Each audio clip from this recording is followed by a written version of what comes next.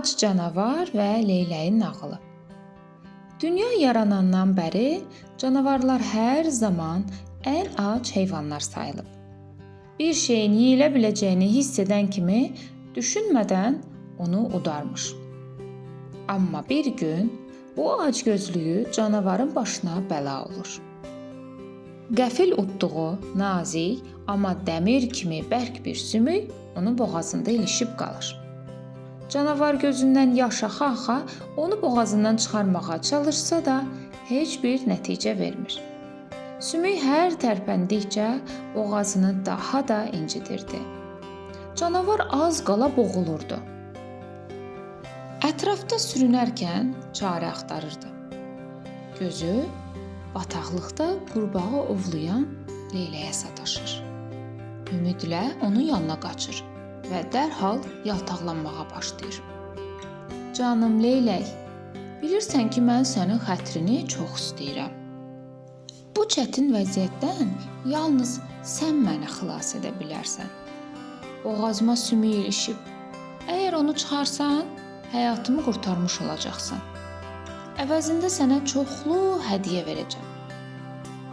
Leylək bir anlıq düşündü və sakitcə dedi: Aç ağzını. Canavar ağzını elə geniş açdı ki, sanki təndir ağzı idi. Leylək uzun və incə dimdiyini canavarın boğazına saldı. Sümüyü axtarmağa başladı. O, dar və çətin yerlərdə yem axtarmaqda çox təcrübəli idi. Bir neçə saniyə sonra sümüyü tapıb çıxardı. Canavar dərindən nəfəs aldı. Bir-iki dəfə udqundu və heç bir təşəkkür etmədən dönüb getdi. Hey! Leylək arxasınca qışqırdı. Bəs söz verdiyin o böyük hədiyyələr nə oldu? Sən sözünə belə əməl edirsən? Mən səni ölümdən xilas etdim. Amma təşəkkür belə etmədən çıxıb gedirsən. Bu nə rəftardır? Canavar dönüb arxaya baxdı və dedi: Başını mənim bıçaq kimi dişlərimin arasına salmısan və hələ də sağsan.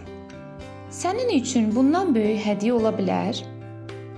Canavar sözünü deyib çıxıb getdi. Leylək isə arxasınca baxa-baxa dərin düşüncələrə daldı. Doğrudur, canavar məni aldatdı. Amma mən yaxşılıq etmək üçün həyatımı riskə atdım və yenə də sağam. Bəlkə də həqiqətən bəxtim gətirdi. Beləliklə, bugünkü nağılımız burada sona çatdı. Bugünlük bu qədər deyib, sizinlə sağollaşıram. Növbəti nağıllarda, növbəti macəralarda görüşənədək. Sağ olun, gecəniz xeyrə qalsın.